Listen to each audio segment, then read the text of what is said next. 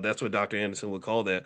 And so the reciprocity is beneficial because what it says is that I'm looking out for you by making sure that when I have resources and I have a choice about where to give those resources, I'm not running across the street to his business. I'm gonna go across the street to your business. Right? I'm not looking out for this person over here. I'm looking out for the people that are in my circle, so that at some point they will also return that favor. That's how I protect myself. I invest in you, and I want everybody to understand that concept because that's as fundamental as it gets. That's the best investing lesson I could ever give you.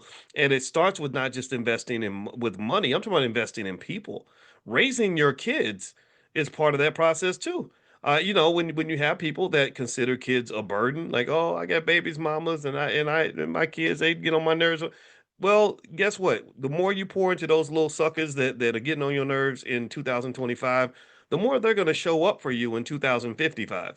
But if Yeah. you don't pour into them in 2025, then in 2035 or 45, 55, whatever, when you in the nursing home, they will not come see you. They Who's will gonna not come come to see change your diapers. They will not come to help you out, right? They're gonna say, "Who's that? Who's that old man in the psych ward who doesn't have anybody come to visit him? He's had dementia and doesn't know who he is, and he doesn't. We said it says he has children, but none of his children ever want to come see him. Well, unfortunately, in many cases, that is a culmination. That situation is a culmination of choices he made when he was young and healthy, and could have been pouring into other people. So pour in, find your people. I think Dr. Watts would agree with me on this. Find your people and pour into those people, but pour into people that are going to pour back into you, and then it becomes a nice economy. You create an economy of love and support. And that story you told about the sister hooking you up with the job, that makes me think about a time where we manufactured some black privilege. Me and my wife were trying to buy a property in Chicago, and there was a real estate agent who was black who was kind of working with us and everything. And in this building, almost all the buildings are owned by people that live in China. Nothing against the Asian community, but that was just a fact. And whenever a building or part one of the units would become available, they would jump on it and grab it.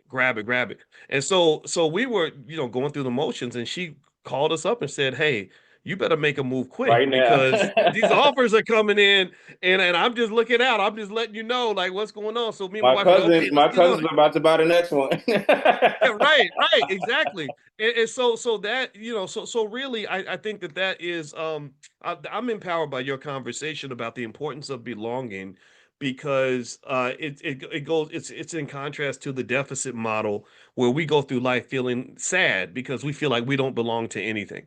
We're sad because we don't have a seat at the table. Well, no, God built you a table. Your family's got a table. You just haven't invested in that table, and so you feel locked out because you're trying to get at his table when you got a table. Build yours, right? So I want to say, Dr. Watts, it was an honor to have you, man. Did you have any parting thoughts before we bounce out?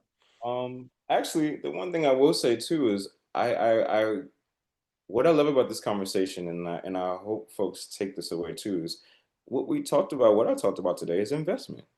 And I think that sometimes we have this negative view of it being like capitalistic and evil to think about and use terms like investments and partnerships and but really if we see the monetary system as an extension of our social systems and not the other way around, I think that that would help people really feel more comfortable of talking about it.